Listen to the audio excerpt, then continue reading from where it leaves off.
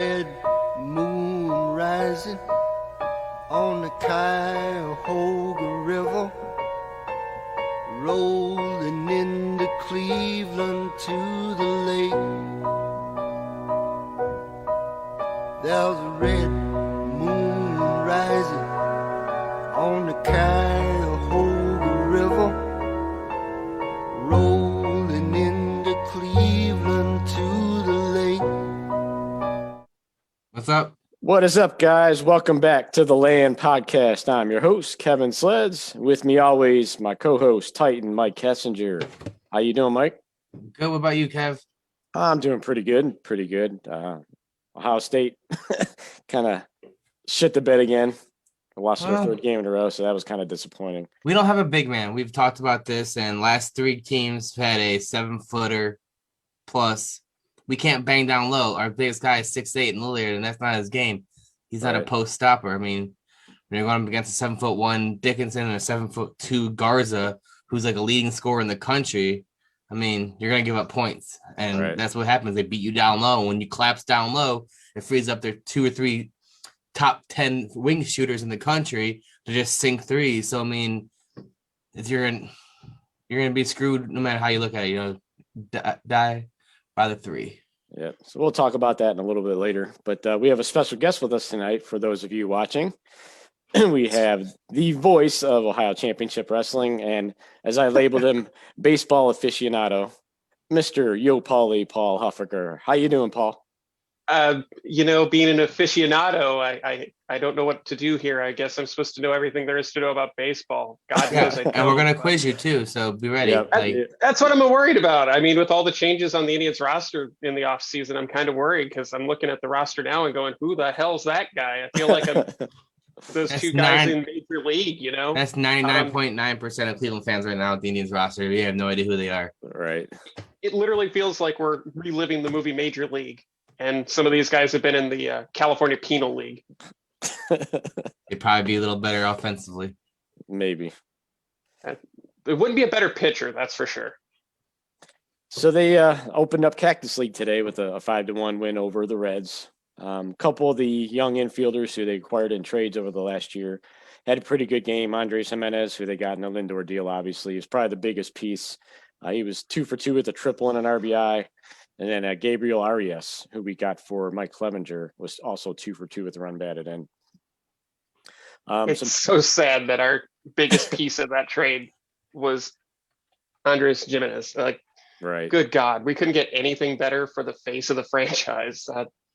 Oh, man. Yeah, of course, they got Ahmed Rosario, who had a really good year a couple years ago. Not so good last year. He actually lost his shortstop job to Jimenez.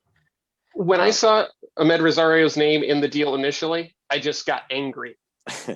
Like just straight anger. It was like the Hulk just going nuts. Oh, no. Well, all you can do is hope he can bounce back. I mean, the guy was the number 5 prospect in all of baseball just a couple years ago. And he fell off the cliff. That's the problem. He went from being this guy that you're like, oh, man, this is going to be the big dude to, oh, you remember that guy? No, we don't. What do you think, Mike? I've been on the same page. Like, we got nothing for 2 dominant players in Lindor and Clevenger. We got scraps. I mean, we got nothing that I think that's going to work out. Maybe, but like, you got nothing that you can like. You're giving up a cornerstone of the franchise and then a top 5 player in the MLB. Period, and you got nothing you can legitimately say, I'm building my team around this. You got nothing. You got hopes and dreams in all these prospects because they're not proven. You can tell me all day long, oh, we just boosted our what I'm looking for, our minor league system by tenfold, but until they prove it and prove it consistently, you traded production for feathers and wishes. I mean, and that in and of itself is interesting because the entire minor league baseball system had a major overhaul in the offseason. A lot of teams got consolidated. I think it was something like 140 or something like that across the various minor league franchises. The Indians stuff generally stayed the same, but a lot of the way that minor league baseball is going to work going forward is going to be very different than what it's been over the course of the last 10 plus years. Yeah, we're not going to know really about these trades for a couple of years until all these prospects hopefully pan out. Or at least a good portion of them. That's the thing. We're hoping on it. Right. But see, this is my thought about it, and it could be a hot take. It could be a conspiracy theory, however you guys want to look at it. But I look at it as the Dolans want to drop this payroll extremely low, make it a selling point to whoever that look. You have no big money committed, and now you can name your franchise, right, to whatever you want. That's why there's such a null in the whole franchise naming right now. They were so quick to go, we're going to rename this franchise, but then after they came out publicly and said we're going to change it, there's been a steady downplay of nothing happening, and this drastic drop of salary cap. All it does is make it more of a buyer's team. People are going to be like, all right, we could sell this team. We can buy this team. We have no cap. We have the option of renaming the team into what we want to rename it. And the stadium lease is up in 3 years, 2024, if I'm not mistaken? Yeah, it's coming up in the next couple of years. So 2024, now they have the opportunity to build or whatever they want to do for 3 years, get the, logistics ready, and then they can end up moving the team, to where they would want to base this team at. So this team is primed right now to sell and leave Cleveland. So that's why that's why when they trade Lindor, they didn't get anything drastic in cap. They, anything that's going to tie them here, tie the franchise to a monetary value. It just looks like if they're cutting ties, draining the swamp, draining the cap, and making it a seller's team. And it's just, there's no owner like the Dolans that's faithful to Cleveland to keep them here. And the only reason that's the only good thing about the Dolans is that they were committed to Cleveland. His father, him, committed to the city of Cleveland. No other person that buys the team is going to be committed to Cleveland unless it's like a LeBron James, Dan Gilbert, group that buys this team. But LeBron's probably going to want to get a basketball team before a baseball team. Right. So. Yeah, unless it's somebody with local ties. He's a huge baseball fan.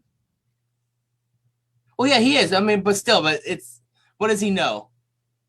He knows how to make maximum dollars on every single contract he's signed. So if anything, I want him running the thing. I'm not arguing that he wouldn't do it. I'm not saying I don't want him to do it. I'm just saying I think he'd rather own a basketball team over a baseball team. If he had his choice, like if the Cavs and Indians both went up at A and B, like I honestly think he'd go basketball because he knows basketball in and out more than he knows baseball in and out. You know what I mean? He could probably put a better front office, better ownership team together for a basketball franchise than MLB. That's just me. Well, hang on a second on that thought, though, because one of his idols is Michael Jordan. And Jordan did the same thing. He failed catastrophically as an NBA owner. He's been terrible in every ownership opportunity he's ever had. So maybe he doesn't want to go that route. But Charlotte's coming back now. Look, they're finally getting pieces. How long did it take? Yeah, it's taken a while. But when you're a first-time owner, I mean, it's going to take. You're not going to jump in there and be like, "I am the greatest owner ever." There's hurdles. There's going to be bumps and bruises going away. It's a learning curve. Unless you are partnered with a person that had a minority or a ownership in another major league franchise that knows, what to do when these things happen to help them guide them through the hurdles and the obstacles. It's just like you starting a new job. There's going to be bumps and bruises down the way. You know what I mean? You're not going to go in there and be like, I'm a professional. Like your very first time calling a wrestling match, do you think you were perfect?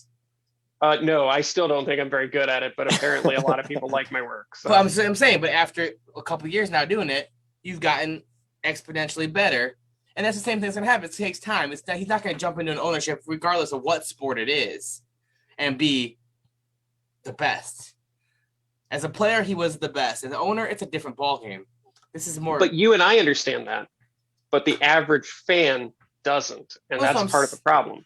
Well, that's what I'm saying. But, I think if he had a chance, that's why I think the Indians, if they're going to be resold, they're not going to be resold to a person that likes Cleveland, is what I was getting at.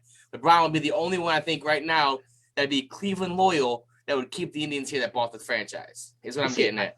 I get where you're coming from on that, but I don't think, as much as Manfred is an idiot, I don't think Rob Manfred's going to let a franchise move in his time as MLB commissioner, because what happened to the Expos/Nationals can't happen again.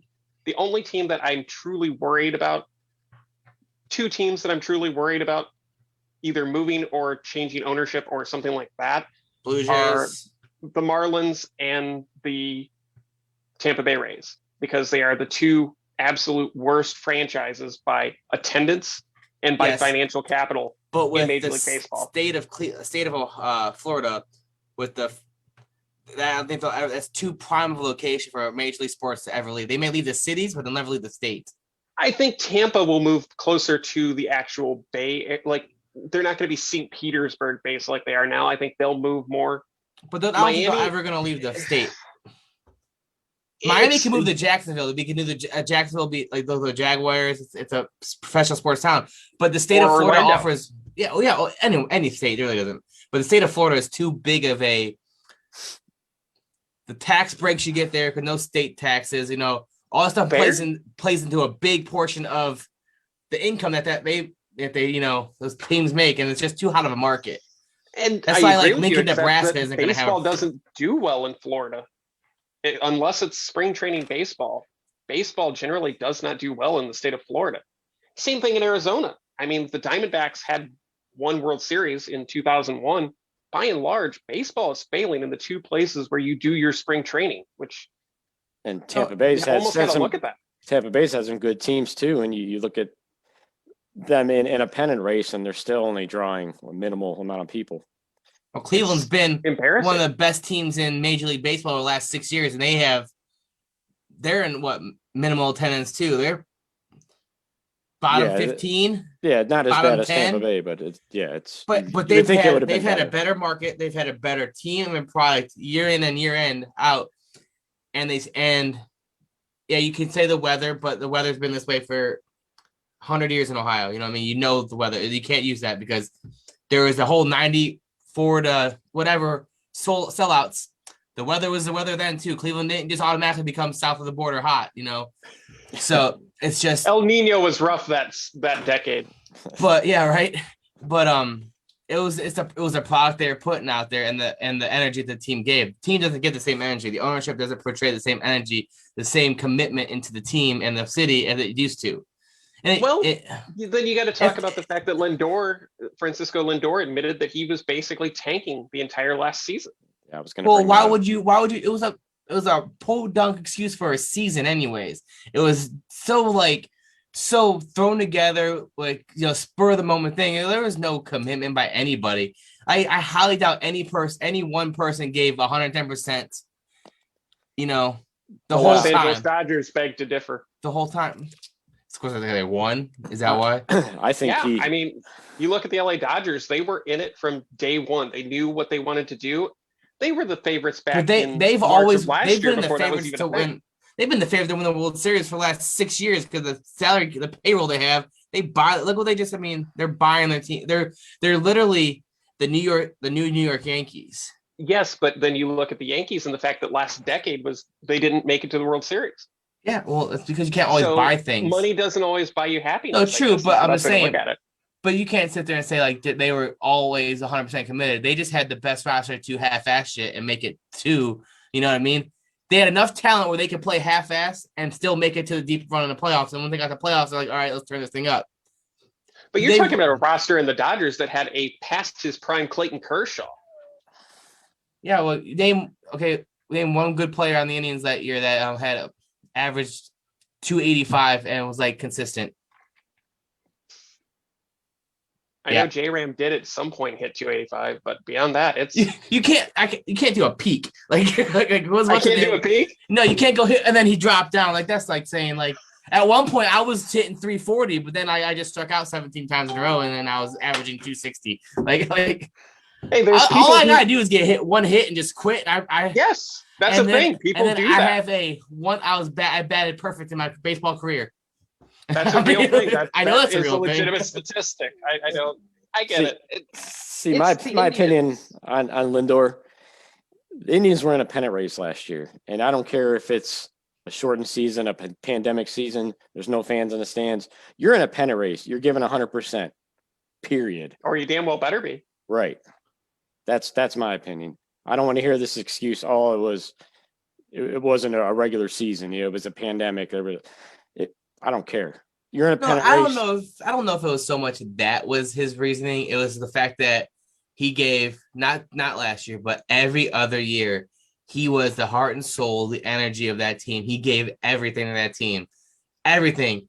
And then for the Indians to go, yep, yeah, okay, and not even like this one contract offer that was, in my opinion, a joke. What was it? 10 years, 100 million, 130 million, something like that. Something like that. That is, you're paying 13 million a year for a player that's a top 5 player in the MLB.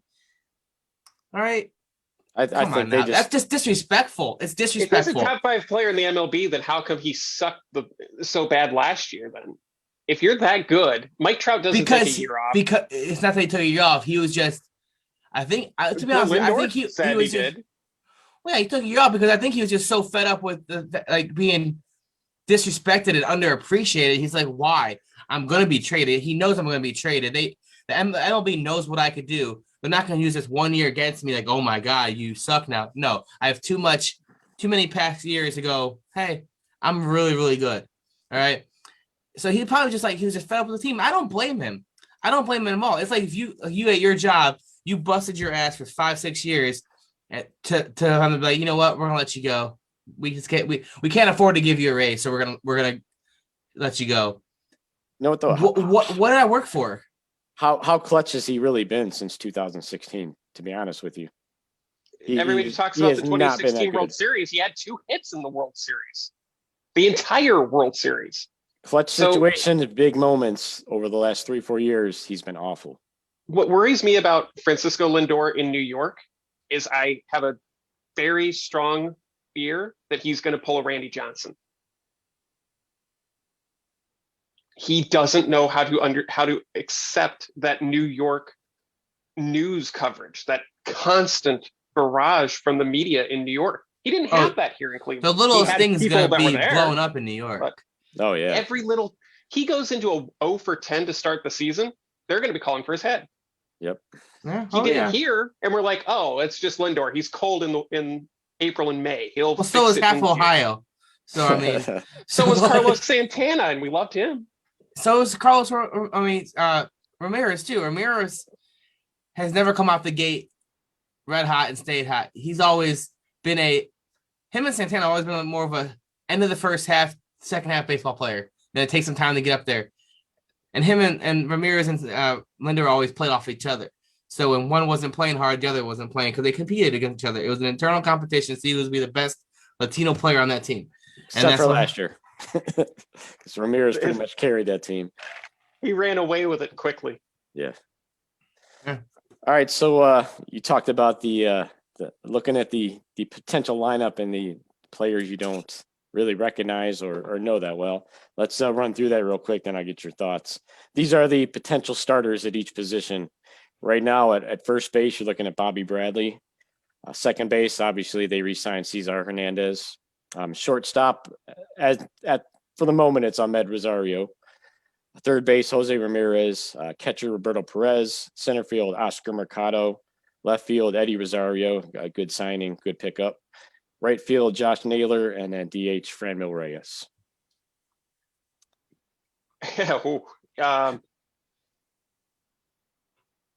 Franmil Reyes is going to be the one that breaks out. And I know a lot of people are going to be confused by that. He needs to. He has a hell of a bat. He cannot play defense. That's why he's the DH. If we had gone to the full league designated hitter like we did last year, he wouldn't be with the Indians again. They would have traded him too, because he'd be more valuable in the National League than he would be in the American League. Rosario he'll probably get some reps at short, but realistically, if he's our opening day starter, we've got a lot of problems. To be honest, I would even consider playing around with Jose Ramirez at shortstop and bring up Nolan Jones, who is one of their hot prospects that is currently playing third. Yeah. I don't know that he's ready yet, but if you're already saying that this season is going to be kind of a lost season, put his butt at third and let him get some reps. Put Jose at short. It was his natural position anyways. I don't know if this And is see going if to be he a can build lost season. Yeah, they're going to try to It's gonna compete. be rough. I mean, they brought. There's a lot of middle tier players here that are on a 1-year deal that are going to be playing for a bigger contract, and we have the pitching rotation to go deep in any playoffs. If our offense bats on average of 230 a player, we're winning. I put money on it with our rotation. If we're averaging 230, 240 as a, we're winning 85 plus games. I worry about the loss of Carlos Carrasco to this rotation, and not the As a five-man veteran rotation, leadership. yes, because he was that guy that kind of held everything together. Everybody was able to kind of build around him. Now you're going to be looking to somebody like Shane Bieber, and I like Bieber, but he's already showing signs of Corey Kluberism, and I can't take that. What back to multiple? He choked. He choked in the playoffs. He was awful. When it counts, he is awful. He can't handle pressure. Kluber did the same thing. That's why he's screwed in New York. I don't know why the Yankees even took a flyer on him.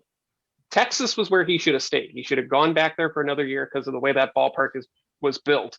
It is a pitcher's ballpark. You could tell that just from the postseason games that we saw last year.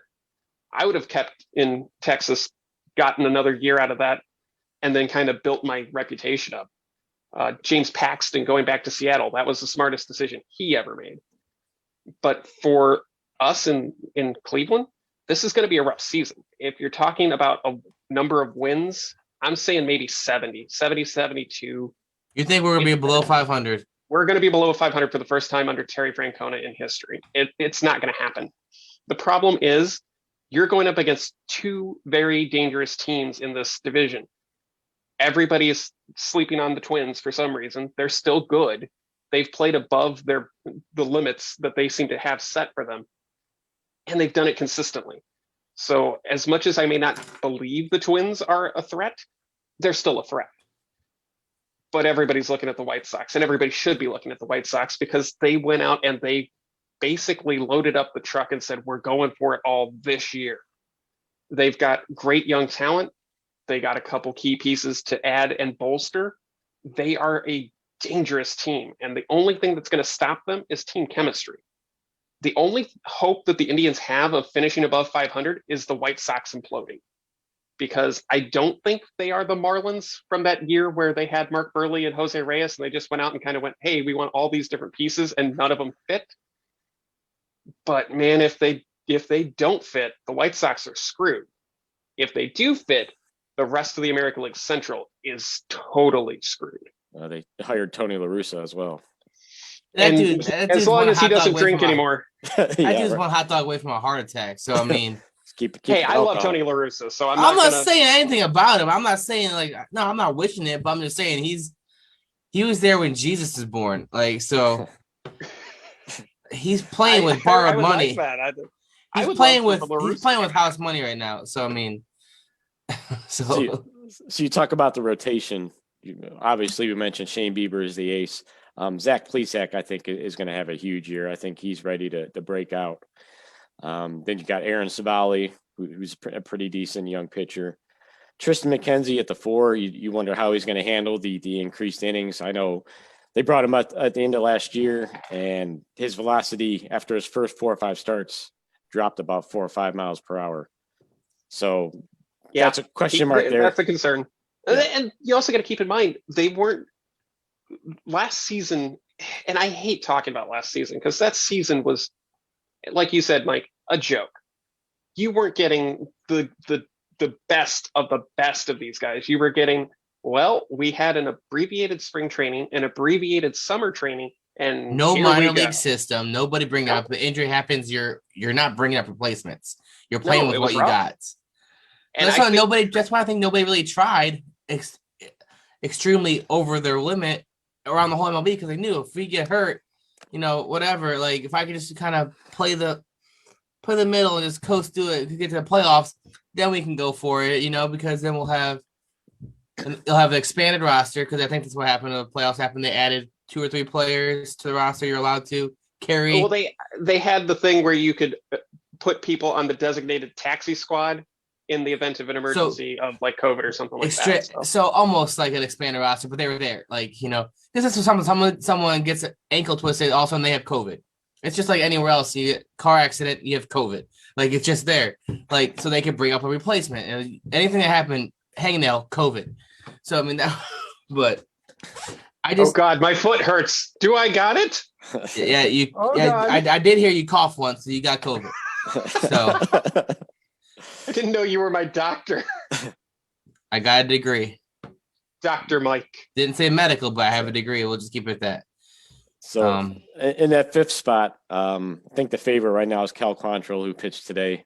I want to see Logan Allen. We got that trade for. You know what? He we were lost so some high weight. on that. So we were so high on him. Like, dude, this is gonna be a great piece with that. With him, I think he was the biggest piece for me in that Fremel Reyes trade when he came over. I was like, I like this Logan Allen. It gives us another strong arm in the rotation or the bullpen, however you want to use it. We haven't used him. Like, he's never been around really. I mean, well, he's in the mix. I mean, if he wins, well, now spot, he is. Yeah, we traded half our starting rotation, so everybody's in the mix. Look, I've been the hot take of hot takes that I didn't want Clevenger to stay on the team anyways. When you do, he was the most expendable. He was, and that's why Plesac is still here and Clevenger isn't. The pieces that we got from San Diego are solid pieces. I'm excited for Cal Quantrill. I think he's going to be a good 5 guy, but I don't think he's going to stay there. I think where you're going to see Cal Quantrill really excel is in the bullpen, probably in the setup role. You could even look towards the closer role. One of the things that I hate about the way Major League Baseball has used the bullpens is they're not truly using bullpen guys anymore. They're using outgetters.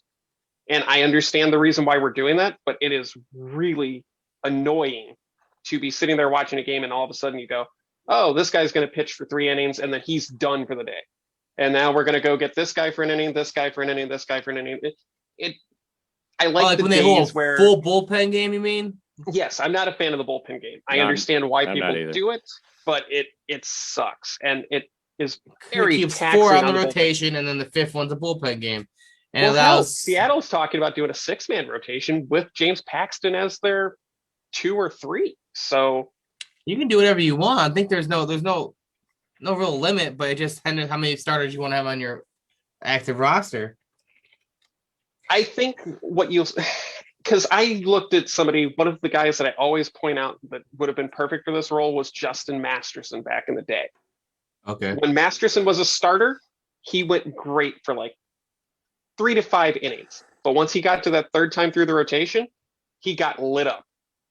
If you had put him in the bullpen, if you had made him your setup or your closer and let him just go full bore at these guys for that 1 inning, those 9 outs or whatever you wanted to do with him, he would have been a stud. And I see a lot of that in a lot of these starters that are trying to throw 195 inside of that range that are so hell-bent on speed that they're not locating pitches and they're not worried about developing and learning how to pitch. And I think the focus on launch angle from hitters has been a byproduct of that. One of my favorite pitchers of all time was Greg Maddux. Mm-hmm. And Greg Maddux did not throw more than 80 miles an hour. Like 88, I think, was his top speed. He had one of the best ball controls ever. He could place it on a dime, and that's why he struck people out, because he could hit, you don't like him high and inside?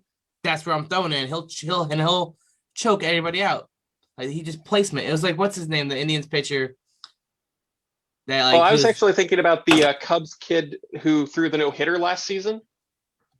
I can't remember his name. I think it's like Mills or something like that. But he has like a 69 mile an hour curveball that just falls off the table. And because of launch angle, nobody seems to be able to hit it. That's the kind of pitchers that I want to see the Indians develop. I'm tired of 95 to 100 mile an hour, I got a fastball pitchers. That's great. And when you blow out your arm from throwing 95 to 100 miles an hour, what are you going to do then? Josh Tomlin, is that who you're thinking of, Mike? Thank you. I was Googling. Man, I miss the Cowboys so much. I was Googling. I haven't got there yet. But Tomlin, he had no speed. But he had such Atlanta? Yeah, he's still with the Braves. But he had such great ball placement, and that's why he was effective. And then once he lost his control, he was done. Like, he didn't have nothing to work with, you know? I think it's one of the reasons why I've always hated Aroldis Chapman, to be honest. All he has is that 100 mile an hour, and he has is speed, and he has no control. I hate him because he beat us in 2016, so that's just me.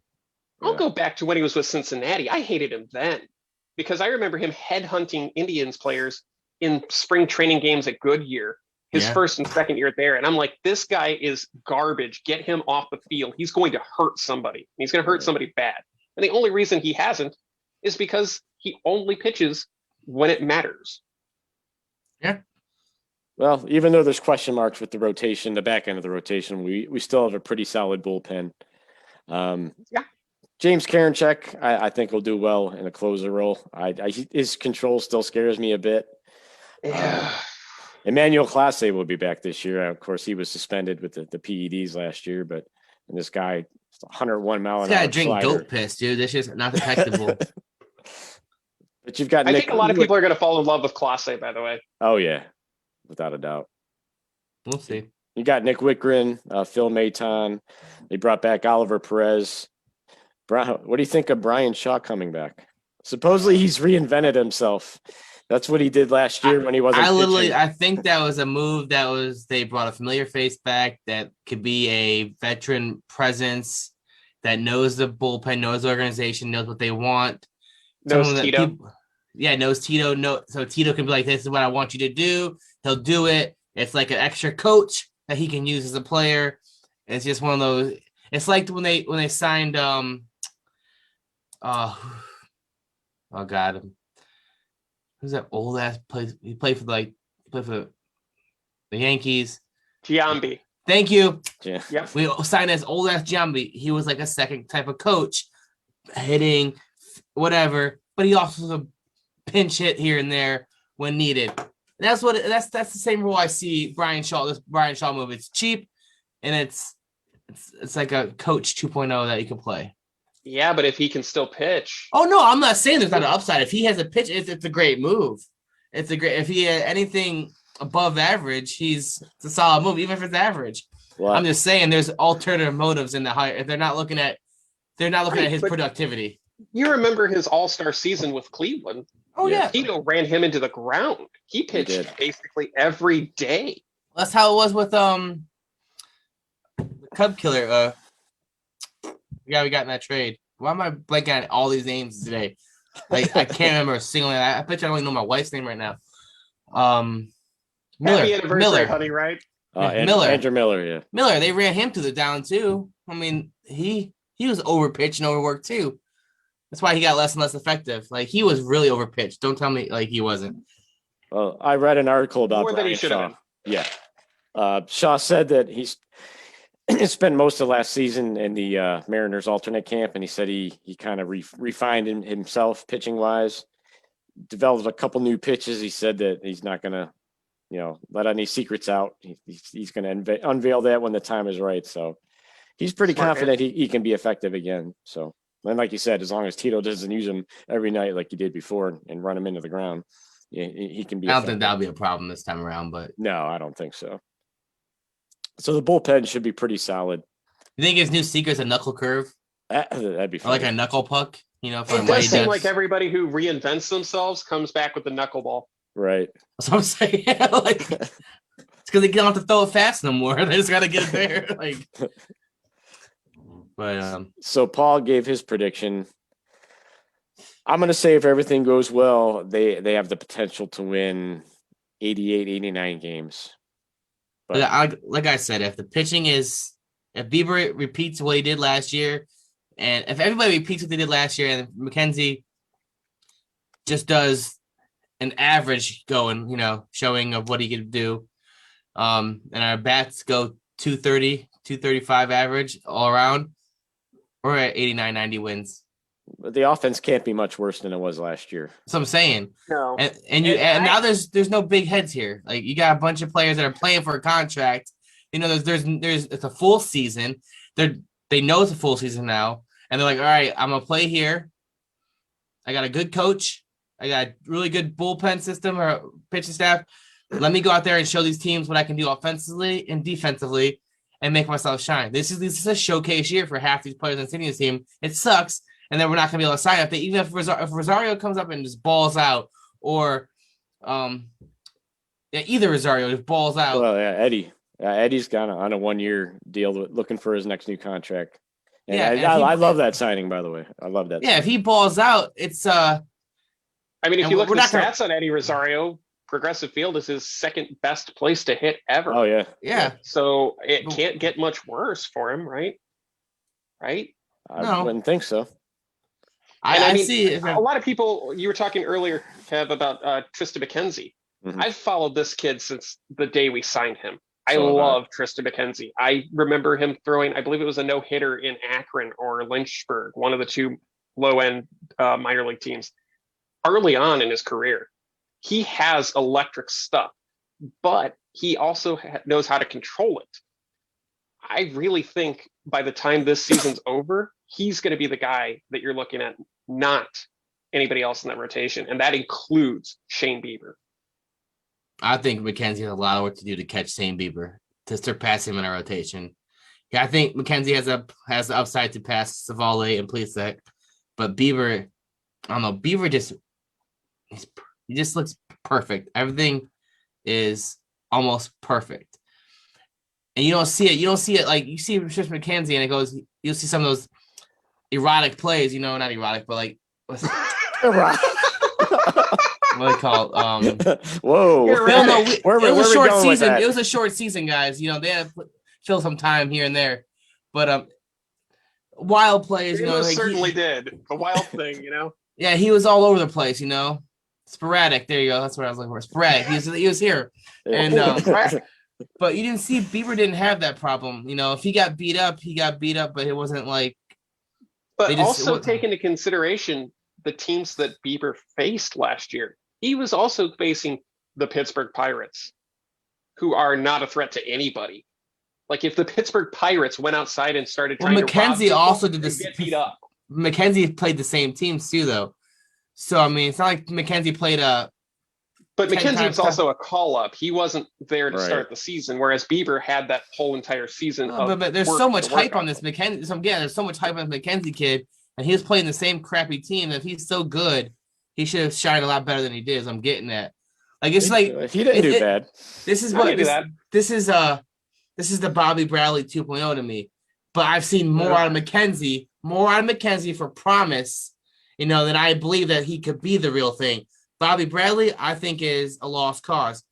I really do. I don't think this, even if he lost 35 pounds and now he can beat Usain Bolt in a foot race, I just don't think Well, this is a prove it year for him. They're gonna pretty much hand him the first base job, and it's I think Naylor should be playing first base. And if Bobby I Bradley do too.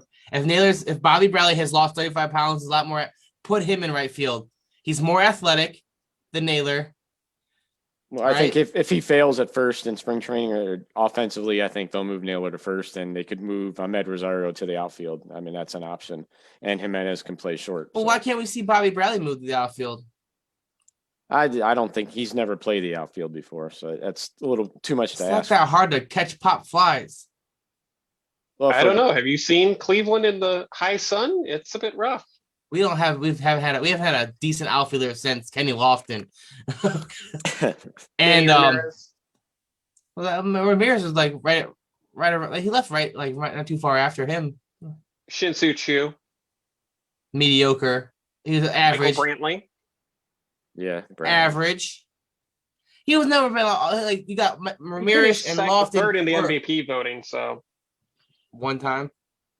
One time's more than zero. Depending on the math. Is this Common Core or regular math? Because I don't even know anymore. It's like that math is racist. All right, don't. Have you saw that yet? I have not seen that. You ever see this? There is a teacher or somewhere or one of those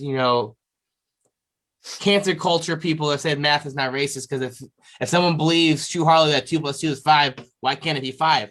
Because it's not.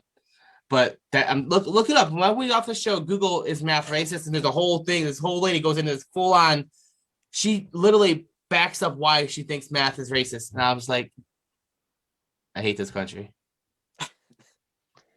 It's not the greatest anymore, unfortunately. There are some things that definitely need to be improved. We'll say that. We don't want to go there because I have let's move on. Too much to say. So Mike. Oh, and the other guy that you guys didn't even talk about for the rotation is Adam Plutko. Oh yeah. I guess he's the veteran now, actually. Yeah. Oof. He's going to get the 5 to start. He'll be the 5th starter to start. Yeah, I think just based on knowledge and experience, usually, yes. The start of the season, you usually don't need a 5th starter for the first couple weeks, so he'll be around more than people think. I'm sure he's one of those guys that you could kind of put him in the bullpen and then pull him out for a start, and then put him in the bullpen and pull him out. Right. If he can really capture that lightning in the bottle, he could be your 3-4. He's not that bad, guys. No, I don't think he's bad. I just think the other ones are better. He's had some stretches where he's pitched pretty well. He hasn't been consistent enough. Like everybody else is more consistent, in their field than him. So if he can get as consistent as Plesac and Savali is up and down too. But when Savali's on, I think he's better than Pleco. Pleco is one of those guys that when he's on, he's pretty good, and when he's not on, he's horrible. Just there's kind of not much in between there. I just want Bartolo Colon back. Hey, I'm sure he'd sign. That dude hits dingers, okay? Wow. Yeah, he hits dingers. He could DH when he's on days he's not pitching. If we're going to go that route, then I want Madison Bumgarner instead. If I'm going to get a hitting and swinging pitcher, give me Mad Bum. I'm just bringing someone that's used to the city, right? He was here. Remember, CC hit some bombs 20 years ago. Doesn't matter. He's going to look around and go, what the hell's that thing that you guys built over there 20 years ago? Oh, that's been there for 20 years, Bartolo. I never said he was smart. I just want him here. All right? There's no – I just want him here. Like right now, you just want to hear Hammy going and swinging a drive to deep right field. Manny Ramirez is still playing in like Asia, so I mean, if he wanted to come back for a year, I'd be like, come on, let's go. Why don't we bring back Julio Franco? Sure, he could still hit. He's almost 60. Yeah, that let's do it. Bat up here, like I'm down. How about bring back Mr. 3000? Let's do this. Like, let's go. So I like to get Paul's opinion on the whole name change. And oh boy, and your maybe your top 3 candidates for a new Cleveland name. SpongeBob's.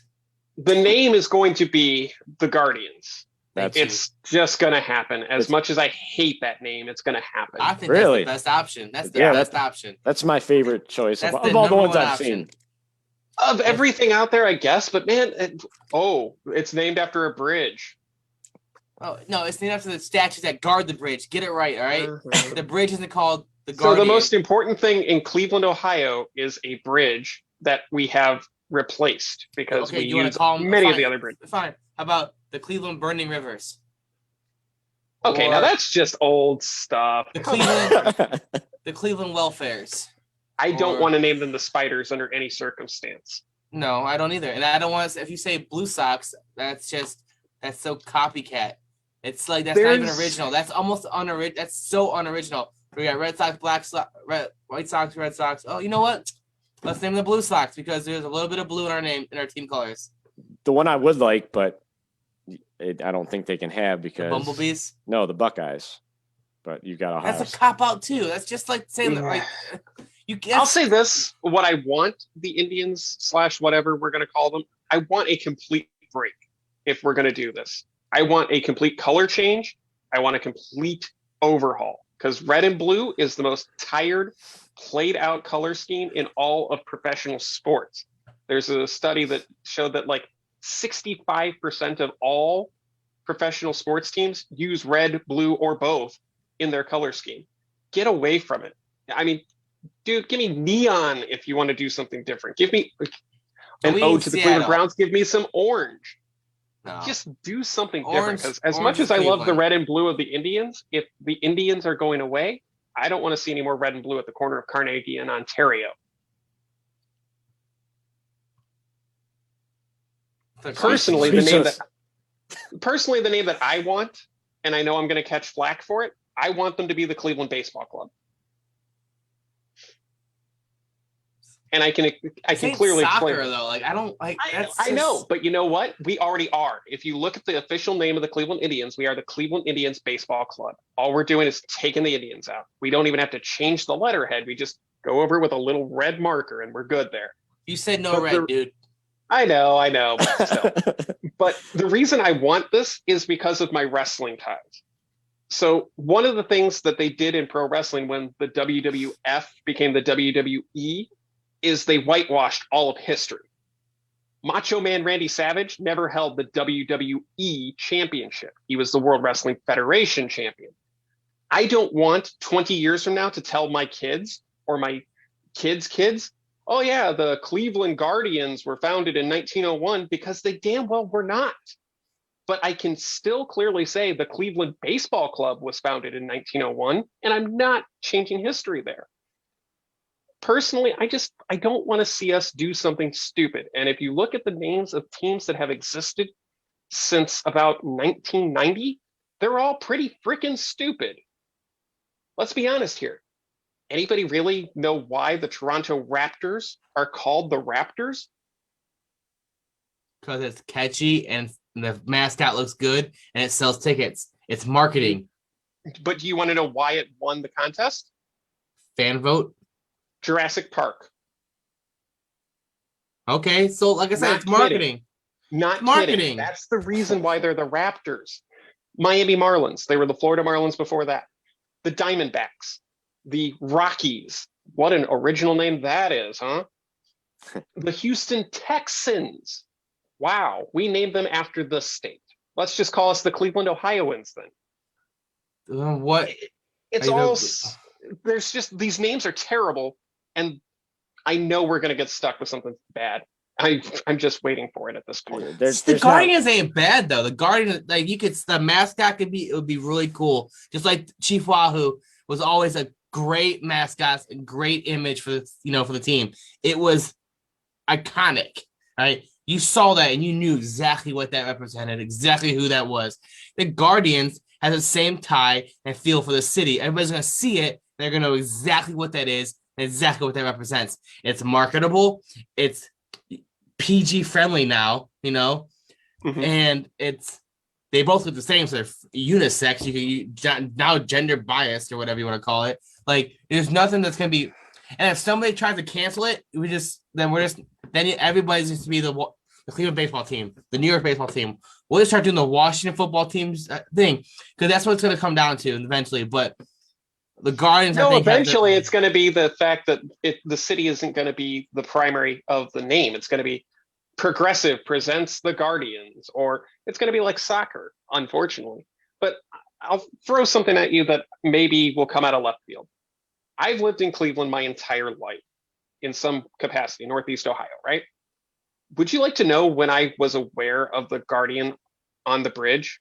A year ago? When the Cavs did the awful looking gray jersey. Really? I didn't even care about that bridge. I didn't even recognize that there was anything over there on the bridge. It wasn't important. How old are you? Over 30. Yeah, think about that, really? I don't like to give my exact age on video because, there's some creepers out there. I just asked for your social. No, but or your blood type. We're getting close. We're getting personal now, right?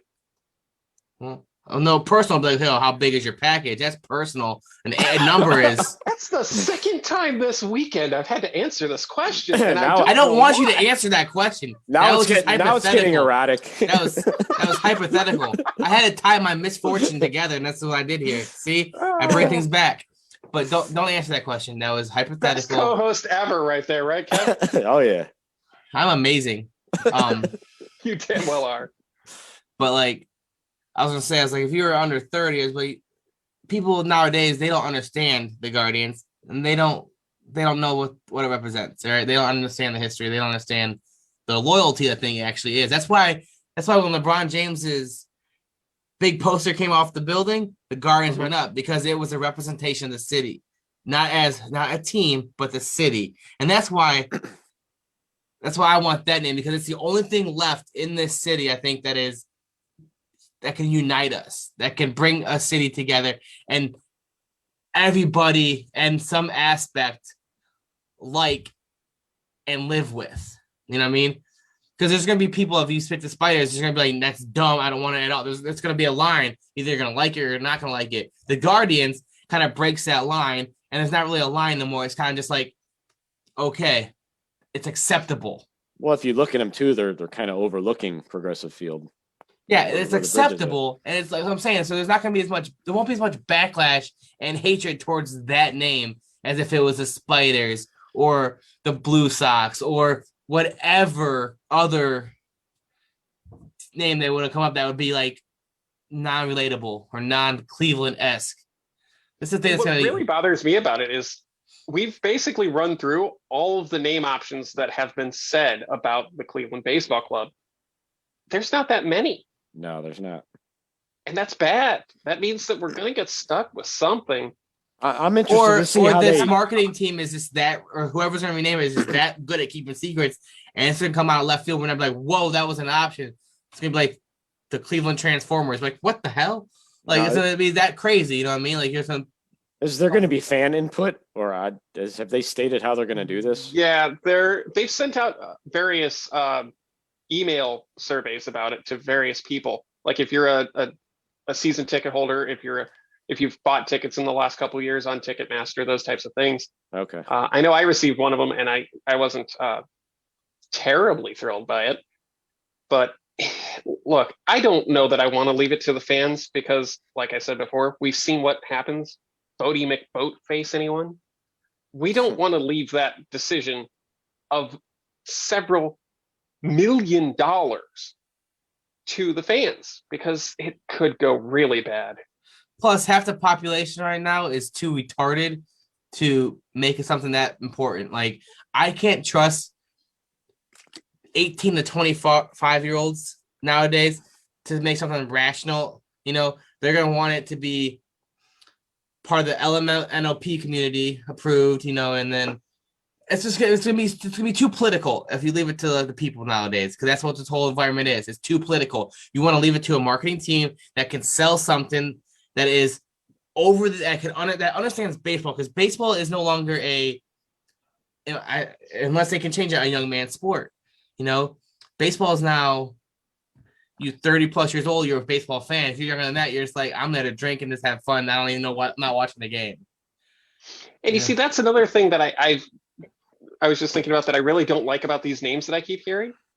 A lot of them sound minor league to me. Yes. That's if Spiders. you're going to call them anything, okay, come up with a random animal. Okay, call them the Cleveland Panthers then. Cleveland Walleyes. I heard that one because a lot of walleyes in Lake Erie. But Toledo's already got that up in the ECHL. Toledo does? Toledo Walleye. Yeah, but we're MLB. We'll do what we want. All right. We'll buy that shit from them. We'll tell them to change your damn name, and we'll throw them some money or whatever. We'll flash a little MLB logo, and they're like, oh, and then it'd be all. But I mean, dude, I wasn't happy when the Lake Erie Monsters became the Cleveland Monsters because it didn't make any sense anymore. The Lake Erie Monsters was like, oh, there's a monster in Lake Erie. That's cool. Then you go Cleveland Monsters. Oh, there's a monster in Cleveland. So yes, there is. Godzilla show up and start rampaging? Well, when it was the Lake Erie Monster, was it Loch Ness Monster? Like, that's so like something like that. They still use the monster. Godzilla is so much scarier than Loch Ness. That's just a big worm. You're gonna call them the Cleveland Godzillas now? Because I'm pretty sure somebody over in Japan might be concerned. Really? We've been making fun of Japan and Godzilla for 50 plus years.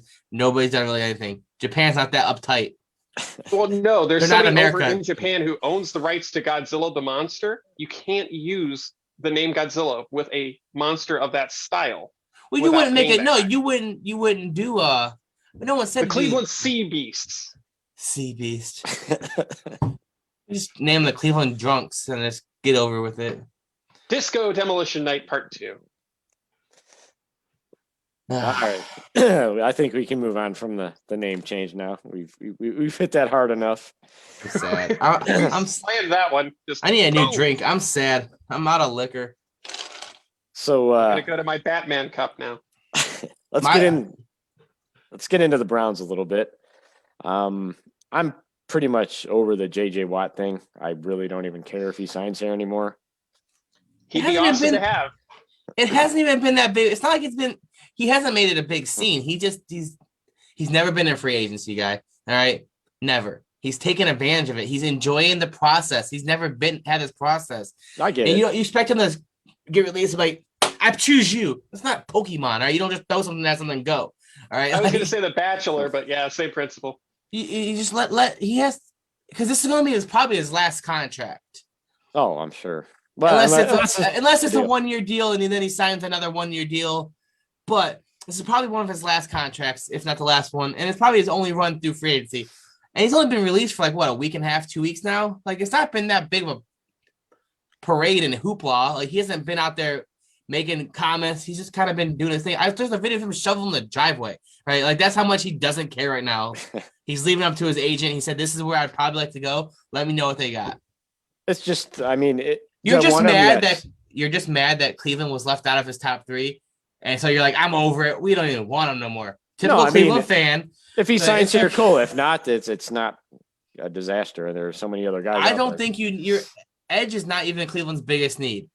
It would be nice to add a Pro Bowl next to Pro Bowl. Don't get me wrong, but you need more help in the secondary and in the linebacking core than you do on the line. Your defensive line is way better than anything behind it. It came out that they're going to pursue Levante David. I'd rather go after a linebacker and a safety first, and then adjust your edge in the draft. If you can go and then in second round add another linebacker, but sign a dominant safety, a dominant linebacker. The top ones, do what you did to Splash, Conklin, Hooper, do linebacker, safety, big splash for free agency to help solidify 2 weak spots in your defense, and then you fill depth and another starter on the edge in the draft. Like, you can draft it at 26, Joseph Ossai from Texas. It would be a great fit in Cleveland on the edge. Even the dude out of Georgia, if Tennessee doesn't draft him.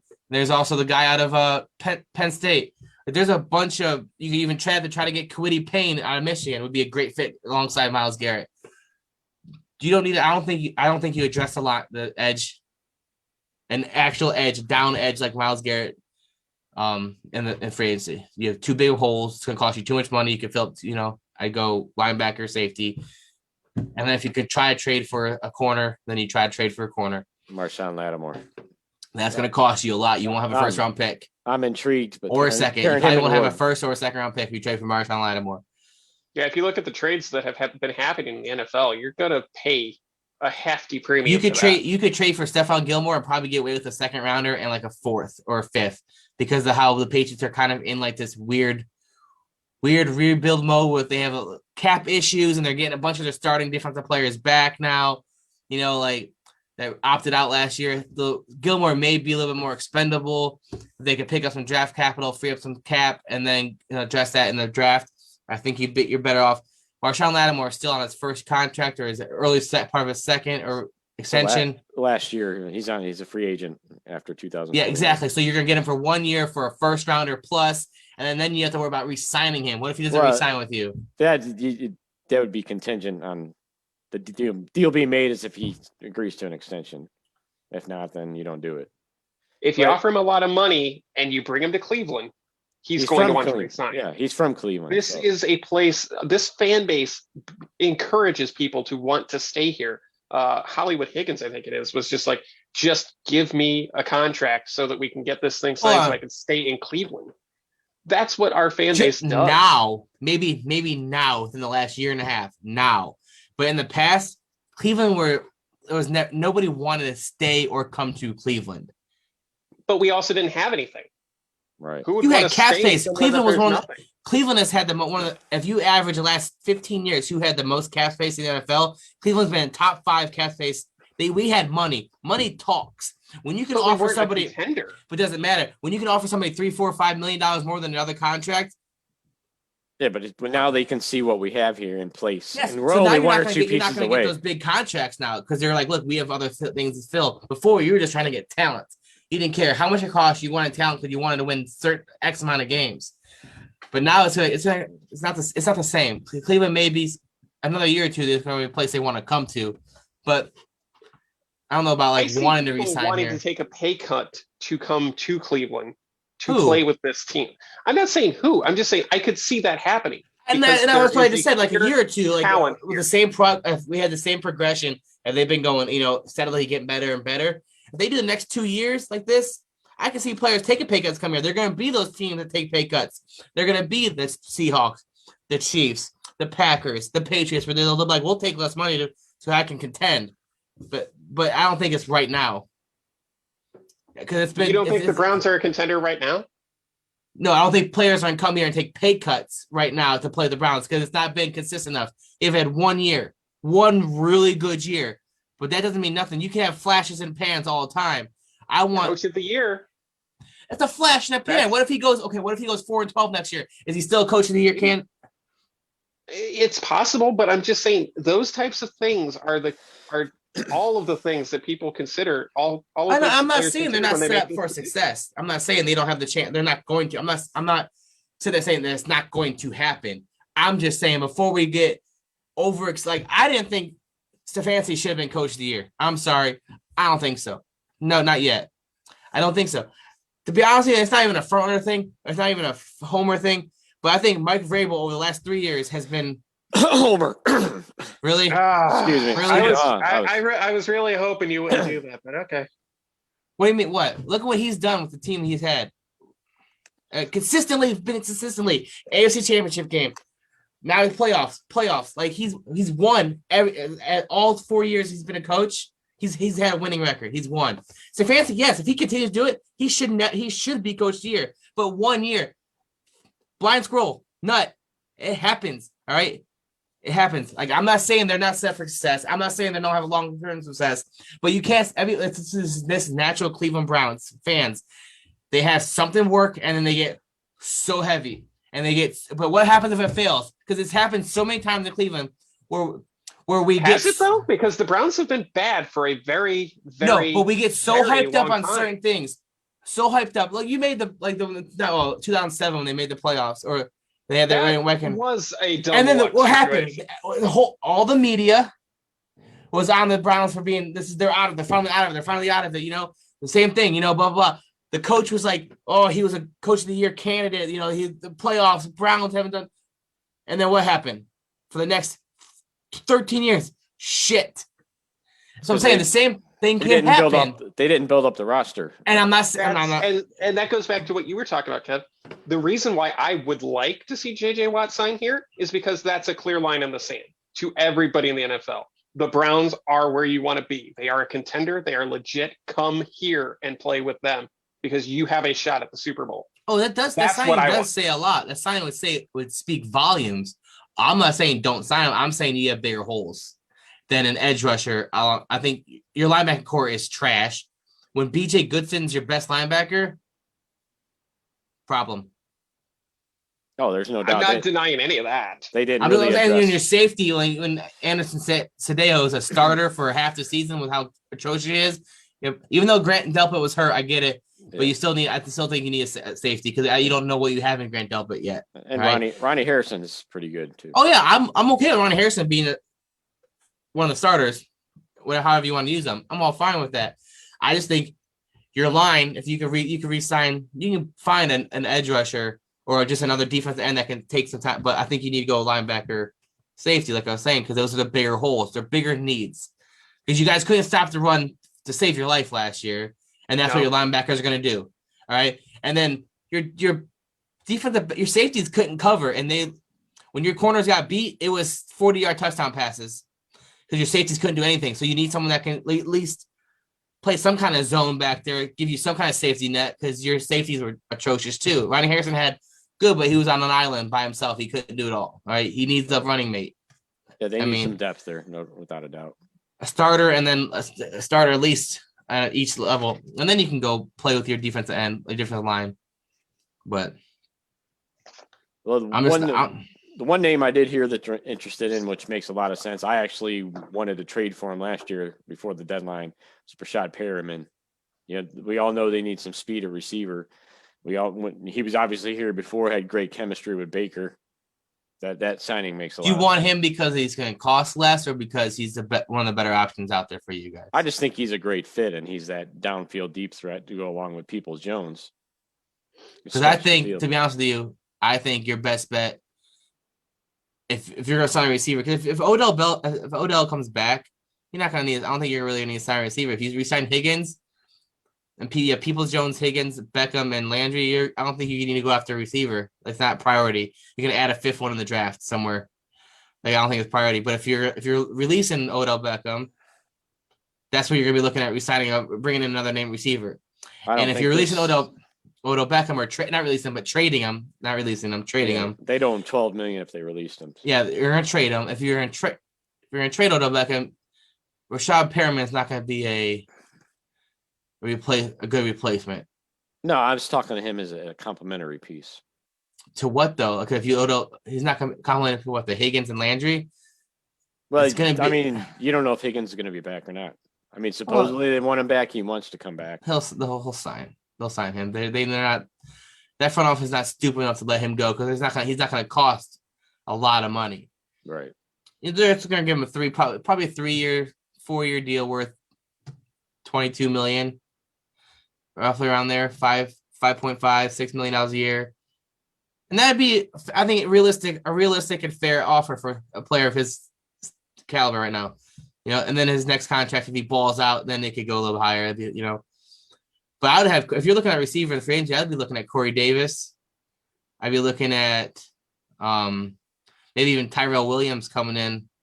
If they released him, he'd be a nice burner for you guys if you can stay healthy. I just don't. I think Beckham will be here. I don't think there's a way they can trade him. Well, yeah, if Beckham's not gone, you're not bringing in a replacement. And I'm actually interested to see what he can do with a full season under Stefanski in that offense. And that's what I'm worried about. If he stays, it's not going to be the same team. And this is the whole. Well, yeah.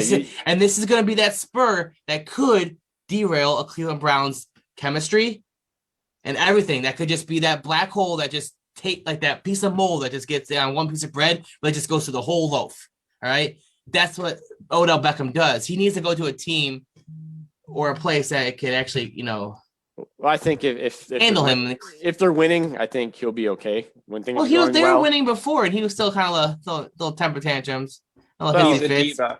Yeah, he's always going to be there. The only way he's going to be happy is if they're winning and he's getting his 12 targets a game, and he's the number one option. He's the it factor. But he's not. He's not the number one wide receiver. It's Jarvis Landry. He needs. I'd rather have the ball go to Chubb. I'd rather have the ball go to Landry. I'd rather have the ball go to Hunt. To be honest with you, yes, Odell Beckham garners coverage, respect, but he's not the playmaker he was. He's never been he's had great hands and he can make spectacular catches, but he's never been that dependable, I'm going to throw down there. I know he's going to get the ball. He's not that Jerry Rice, Terrell Owens, Randy Moss type of receiver that, you could throw it up in double coverage and 50% of the time he's coming down with the ball. He's going to have to go after next season regardless because next year is Nick Chubb's last year under contract. Oh, yeah, one of the receivers is gone. Chubb has to get re-signed. Yeah. You're not letting Nick Chubb go. Unless they decide to let him go and just keep Hunt. I wouldn't see dumb. I don't think they're going to do that. I wouldn't want that. I'm not saying I'd rather have Chubb. I'm just saying these are possibilities and they're Cleveland-esque moves. All right. Am I wrong though? We'll keep Landry, but we'll keep Odell Beckham, but we're not going to sign Chubb because we think Baker is better at throwing the ball. We want the offense to run through Baker in the receiving. Well, the only way that's going to work is when you have someone that could take the pressure off the receiving core by running the ball. Well, we're Why hoping... do you think Ryan Tannehill has been statistically one of the best quarterbacks in the last year and a half?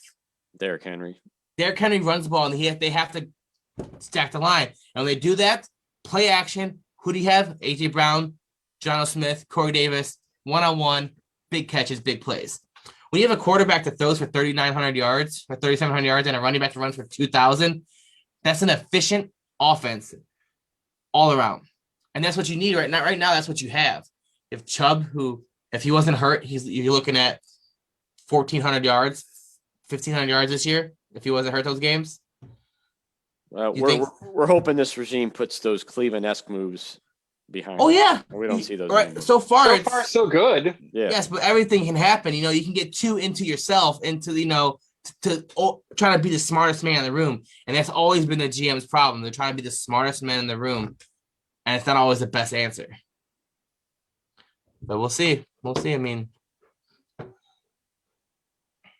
yeah, it's going to be interesting. But I think either way, they're stuck with Beckham this year because you can't release him, and with the injury and the salary, there's really nobody who's going to take that on right now. So they got to make it work. I have cotton mouth right now. My mouth is dry. The show's been going on really a long time. Yeah, I'm sorry. No, it's We not will you. talk. We just keep talking. Yeah. No, it's been good. It's been good.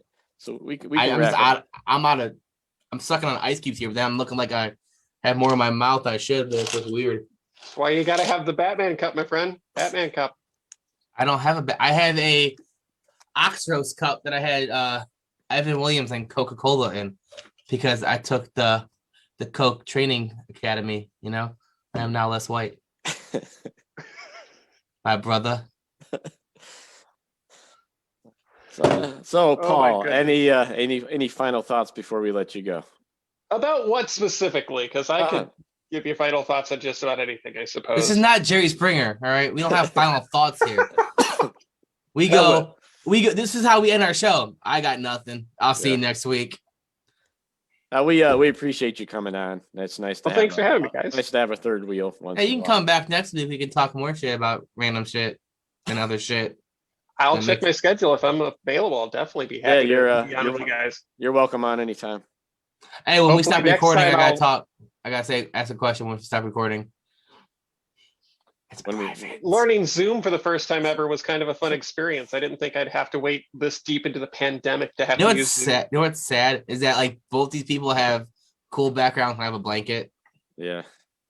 But see, you what's can cool? see mine blending through over here. So well, you know what's like, cool? If I get cold, I can just pull that crap down and wrap myself in it. Y'all, you can't. That's a picture. You can't do nothing with it.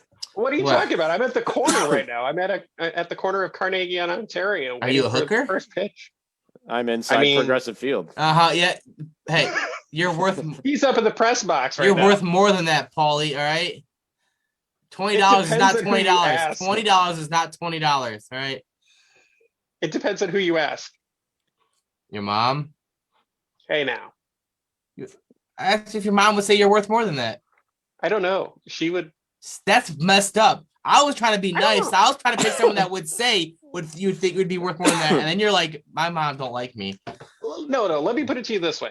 My mom hated my comedy so much that if I ever actually made her laugh, I would write down the joke immediately after so that I would use it forever on anybody that I ever met.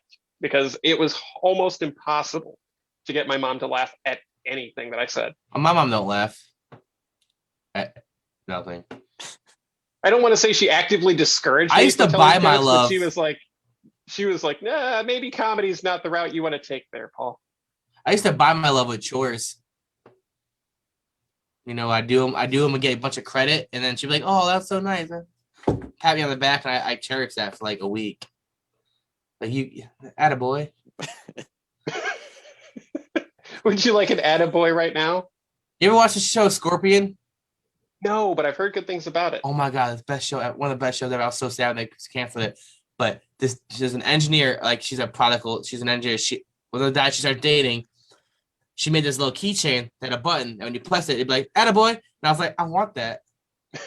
I want that recognition every day if I'm feeling sad. It's like, attaboy. That's self-affirmation, right? You know, you gotta do what you gotta do. All right, I keep myself smiling. Yeah. On that note, Paul, thanks again for coming on. Once again, you're welcome on anytime with us. But $20. Yeah. So you can PayPal and Cash App. You can listen to us on Spotify and Apple Podcasts. And if you want to see our beautiful faces, subscribe to our YouTube channel and catch us there. I told you that scares people away. It does scare Don't people tell them look away. at our faces. You just tell them listen to our voices. We gotta watch. You have to listen to this shit on the radio. All right, not via, because then we'll get more listeners. Oh yeah, that you want to talk about my mom. My mom once told me, son, you have the face for radio. Yeah, it's like, thanks, Mom. I can see it. Yeah, we all do. I'm here for you. All right, guys. Like we all wear hats. Thanks again, Paul. He does it. He's accepting the baldness. Stop talking. The show's done. Hit and record. All right, guys. We'll talk to you next week. Same time, same place. Have a good night. Not as long. There's a red moon rising on the Cuyahoga River. river rolling into Cleveland to the lake. There's a red